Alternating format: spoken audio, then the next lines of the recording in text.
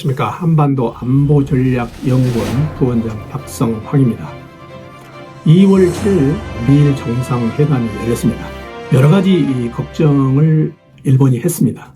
그런데 그 걱정이 거의 다 해결이 됐습니다. 트럼프의 어떤 변칙 외교, 또 트럼프의 일레귤러 외교에 대해서도 일본은 잘 대처를 하고 있습니다. 여기에서 우리가 뭘 배울 수 있을까? 미일 정상회담에서 어떤 내용이 논의됐고 일본이 어떤 식으로 대처를 했는가에 대해서 중점적으로 살펴보도록 하겠습니다. 미일 정상회담이 100% 성공은 아니지만 최고 성과는 아니지만 차선의 성과를 거뒀다. 이렇게 전체적으로 평가가 되고 있습니다.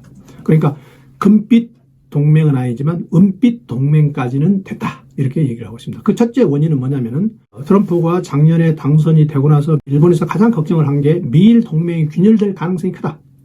두 번째는 주일 미군 방위비를 틀림없이 증액을 할 거다.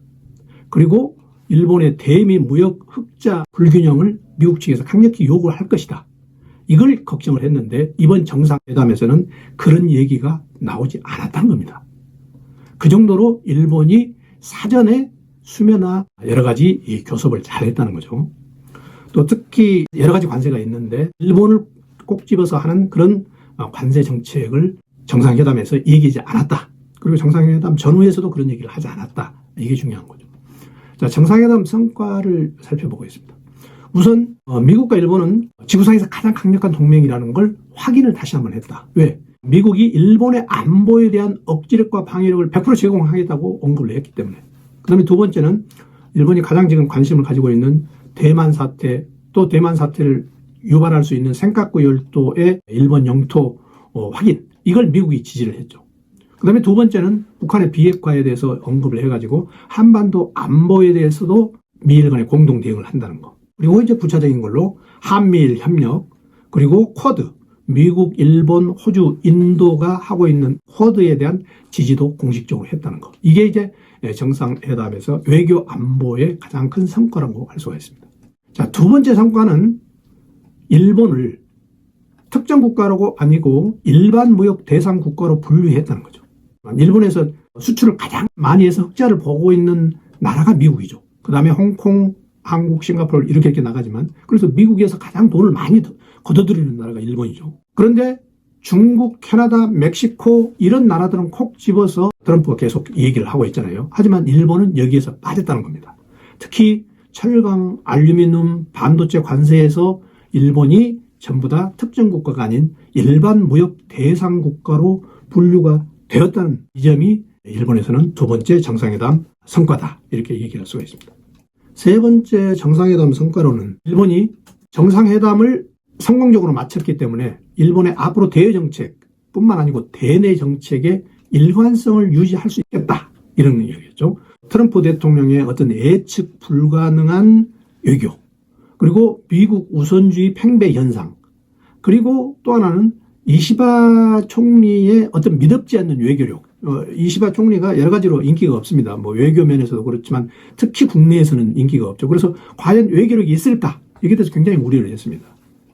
만약에 이번에 정상회담이 잘못되었다면 일본은 대외 관계뿐만 아니고 대내 관계 전반에 대해서 국정 프로그램을 다시 재편해야 되는 그런 상황이었다는 거죠. 대표적인 사례가 이렇습니다. 일본의 방위비 증액을 일관성 있게 추진할 수 있게 되었다는 거죠. 이게 무슨 얘기냐면은 전임 기시다 총리가 2022년에 일본의 방위비를 지금의 GDP 1%에서 2%로 올리는데 앞으로 2023년, 4년, 5년, 6년, 7년, 5개년 계획으로 해서 앞으로 방위비를 100% 증액을 하겠다는 계획을 해서 계속 지금 국민들로부터 세금을 받고 있습니다.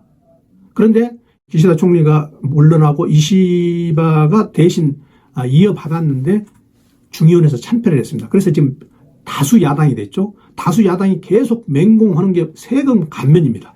세금을 감면하려면 방위비가 지금 현재 그런 계획으로는 할 수가 없다는 거죠. 그래서 결국 이런 방위비에 대해서 계속적으로 다수 야당이 공격을 하고 있는 이런 상황에서 이번에 이시바 총리와 트럼프 총리가 정상회담을 해서 이 방위비 증액을 일본 정부의 대표적인 주일 미군과 일본의 안보 정책에 대한 획기적인 성과 사업으로 트럼프한테 잘 설명을 해가지고 이걸 무마를 시켰다는 거죠.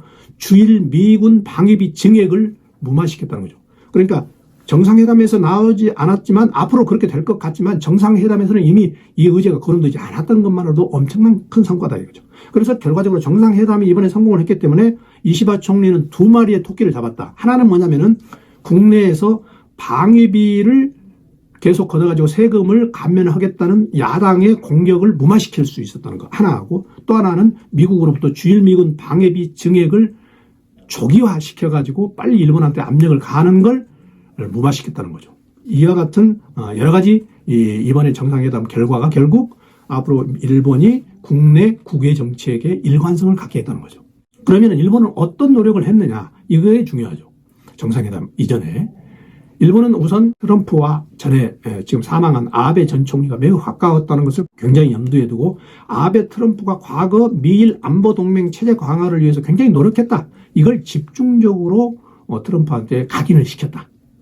그래서 그 두 사람의 언약에 의해서 일본 정부도 올해 방위비를 GDP의 1.6% 수준까지 상향해서 일본도 이렇게 노력을 하고 있다, 이걸 얘기를 굉장히 한 거죠. 그래서 트럼프도 정상회담에서 그건 나의 노력이었다, 이렇게 맞장구를 친 겁니다. 그러니까 정상회담 분위기가 좋을 수밖에 없는 거죠. 이렇게 해서 자연스럽게 이와 같은 방위비 증액 이런 문제로 해서 미일 동맹 유지 강화로 또 연계가 되게 했다. 예를 들어서 대만 문제, 북한 문제, 그리고 쿼드 문제, 이런 걸 다 해서 공동성명에 미일 동맹을 자연스럽게 여러 가지 일본이 요구하는 걸 넣게 했다는 거죠. 자, 일본의 노력 두 번째는 이겁니다. 선제적 제안이죠. 트럼프가 굉장히 경제에 신경을 쓰고 아메리칸 퍼스트 정책이기 때문에 일단 무역 불균형 해소를 위해서 일본이 선제적으로 대미 투자 약속을 한 거죠. 1조 달러를 규모를 약속을 했죠. 그래서 일본이 내부적으로 도요타 자동차, 이스즈, 일본 제철 같은 민간 기업과 열심히 협력을 해가지고 1조 달러를 만들어서 대미 투자 약속을 하는데 여러 가지 기반 조성을 했다는 거죠. 국내적으로. 또 미국의 LNG 수출 허가, 그러니까 바이든 정부 때는 LNG 수출 허가를 안 했는데 트럼프 들어서 LNG 수출을 하기 때문에 여기에 또 편성을 해가지고 일본이 대거 수입량을 확대하겠다는 제안도 선제적으로 했고, 또 트럼프 행정부의 AI 정책인 스타게이트에 적극 동참하겠다, 이런 여러 가지 선제적인 제안을 트럼프의 구미에 맞게 해줬다는 거죠. 자, 일본의 노력 세 번째는 차선을 선택했다. 최선은 아니지만 차선. 일본이 지금까지 바이든 정부와 계속 추진해왔던 게 뭐냐면 일본 제철의 US 스틸, 그러니까 미국 강철 회사죠, 인수 작업인데 그걸 거의 되는 걸로 됐었어요. 그런데 미국 선거에서 이 US 스틸을 일본 제철에 인계하는 게 미국에 도움이 되는가, 이 문제가 선거에 이슈가 돼가지고 바이든도 나중에 반대하는 거고 트럼프는 강력히 더 반대했던 거죠. 그래서 이런 여러 가지 문제가 있기 때문에 일본은 인수보다는 투자다, 이런 표현을 사용해가지고 앞으로 계속 재협상 여지를 남겨두면서 어느 시기에 다시 이 문제를 일본 제철이 인수하는 문제를 본격적으로 거론할 가능성이 있다.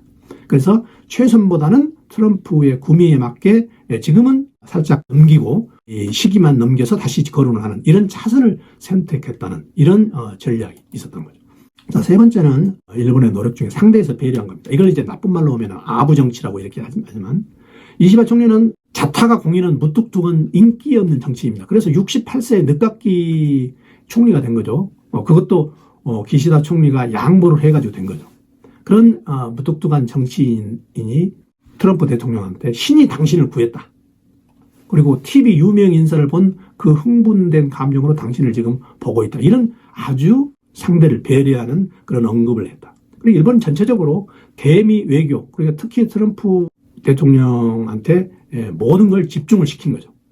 트럼프 대통령의 환심을 하는데, 사실 과거에 일본의 외교가 이렇습니다. 그러니까 아베의 외할아버지인 기시 총리가 아이젠하워 대통령 당선돼서 취임하기 이전에 아이젠하워 대통령 집에 찾아간 거, 그 다음에 두 번째 트럼프 대통령 일기 때 트럼프 대통령이 당선은 됐지만 취임하기 전에 아베 총리가 트럼프 건물에 찾아간 거, 이런 거는 일본 외교의 어떤 면을 그대로 지금 고수를 하고 있는데, 이번에도 이시바 총리가 트럼프 총리 취임 전에 찾아가려고 했는데 미국 측이 거절했죠.